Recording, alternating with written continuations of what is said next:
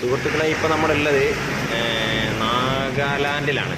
നമ്മൾ നാഗാലാൻഡ് എന്ന് പറഞ്ഞാൽ നമ്മളെ ഇന്ത്യൻ്റെ അതിർത്തിയാണ്, ചൈനയോട് ചേർന്ന് നിൽക്കുന്ന അതിർത്തി പ്രദേശമാണ്. അവിടെ ഉള്ളൊരു ഭയങ്കര മലയാണ്. നമ്മുടെ കൊഹിമ എന്ന് പറഞ്ഞ ഒരു മെയിൻ സിറ്റി ഉണ്ട്. ഇവിടുത്തെ കൊഹിമയിലേക്ക് പോകുന്ന ഒരു റൂട്ടാണ്. കാണുമ്പോൾ നമ്മൾ വിചാരിക്കും ഏതോ പറമ്പ് കൂടെ പോവുകയാണെന്ന്. പക്ഷേ ഇത് പറമ്പൊന്നല്ല, നല്ല നാല് വരി പാതാണ്. ഇതിൻ്റെ ഒരു സൈഡ് മൊത്തം അതായി കാണും പോലെ മഴ പെയ്ത് മണ്ണിടിഞ്ഞ് വീണ്, നമ്മളെ ശിവരൊക്കെ സംഭവിച്ച പോലെ തന്നെ മണ്ണിടിഞ്ഞ് വീണ് ആകെ റോഡൊക്കെ ഒലിച്ചു പോയി. ഒരു സൈഡ് റോഡ് ഇടിഞ്ഞു പോയി, ഒരു സൈഡിലേക്ക് മണ്ണിടിഞ്ഞ് വീഴുകയും ചെയ്തു. അങ്ങനെ നിൽക്കുന്നൊരു പ്രദേശമാണിത്. അപ്പോൾ ഏകദേശം ദീമാപൂർ ടു കൊഹിമ 70 കിലോമീറ്ററാണ്. ഈ രണ്ട് സിറ്റികൾ തമ്മിൽ ബന്ധിപ്പിക്കുന്ന ഒരു റോഡാണിത്. 4 വരി പാതാണ്. പക്ഷേ ഭയങ്കര ഡേഞ്ചർ ചുര ഇതല്ലേ, 4 വരി പാതൻ്റെ കോലം കണ്ടില്ല. അപ്പോൾ താഴ്ഭാഗം മൊത്തം ഇടിഞ്ഞു പോയി. പിന്നെ ഇവിടെ നിന്നാണ് ഒരു സിംഗിൾ റോഡ് പോലെ കിടക്കുക.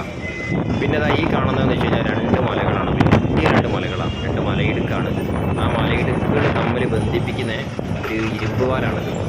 ഇത് ഒരുപാട് പഴക്കമുള്ള പാലാണ്. അതുകൊണ്ട് ഇതിൻ്റെ കളർ കണ്ടാൽ നിങ്ങൾക്ക് മനസ്സിലാവും, ആകെ തുരുമ്പ് പിടിച്ച്. പിന്നെ നമ്മുടെ നാട്ടിലെ ഫറോക്ക് പാലൊക്കെ ഒരുപാട് പഴക്കമുള്ള ഇതുപോലുള്ളൊരു പാലാണ്. വലിയ പാലാണ്. 2 മലകൾ തമ്മിൽ ബന്ധിപ്പിക്കുന്ന പാലാണ്. ഇതിൻ്റെ താഴ്ഭാഗത്തേക്ക് നോക്കിക്കഴിഞ്ഞാൽ നമുക്ക് മനസ്സിലാവും ഏകദേശം ഒരു 100 മീറ്റർ ഒന്നല്ല താഴ്ചയുള്ളത്. ഭയങ്കര താഴ്ചയുള്ള ഈ പാലാണ്. പിന്നെ ഒരുപാട് ഉരുള് വെട്ടി വെച്ച് വന്ന കല്ലുകളൊക്കെ നമ്മൾ താഴെ കാണുന്നത്.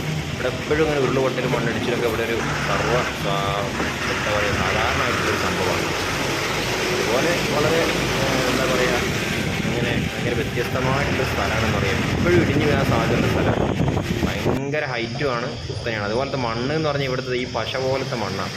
ഈ മണ്ണിൻ്റെ പ്രശ്നം എന്താണെന്ന് വെച്ച് കഴിഞ്ഞാൽ നമ്മുടെ വണ്ടികളൊക്കെ ബ്രേക്ക് പിടിച്ച് കഴിഞ്ഞാൽ നിൽക്കില്ല, വണ്ടി സ്ലിപ്പായി പോവുക.